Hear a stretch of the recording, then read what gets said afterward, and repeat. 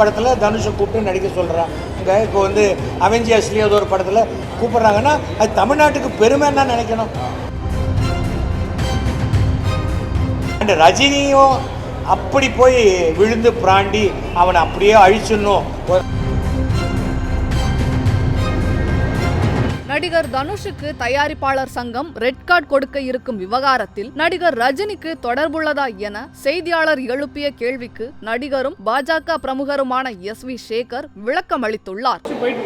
ஆனா தனுஷை அழுத்தணும்னு சொல்லிட்டு ஒரு விஷயம் சொல்றாங்க. ரஜினி சார் தான் இந்த விஷயத்தெல்லாம் பண்றாரு சொல்லிட்டு சார், உலகத்துல யாரும் யாரையும் அழிக்கவே முடியாது சார்.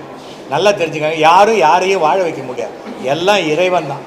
தனுஷ் இப்போ இருக்கிற யங்ஸ்டர்ஸில் ஒரு எக்ஸ்ட்ரானரியான ஒரு நல்ல நடிகர்.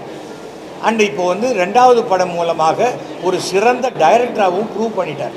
அதனால் ஒரு சில பேருக்கு இன்றைக்கி ஹாலிவுட் படத்தில் தனுஷை கூப்பிட்டு நடிக்க சொல்கிறாங்க. இப்போ அவெஞ்சர்ஸ்லேயே ஏதோ ஒரு படத்தில் கூப்பிட்றாங்கன்னா அது தமிழ்நாட்டுக்கு பெருமைன்னு தான் நினைக்கணும்.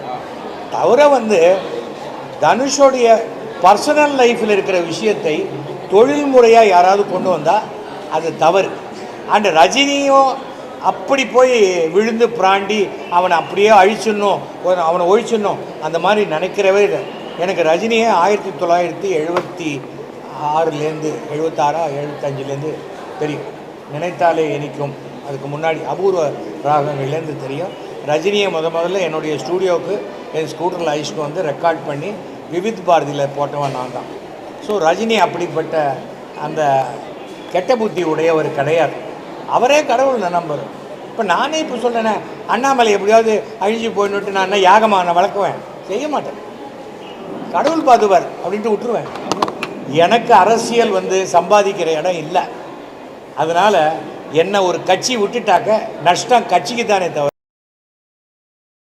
செய்திகளை உள்ளது உள்ளபடி தெரிந்து கொள்ள ரெஃப்ளெக்ட் நியூஸை சப்ஸ்கிரைப் பண்ணுங்க.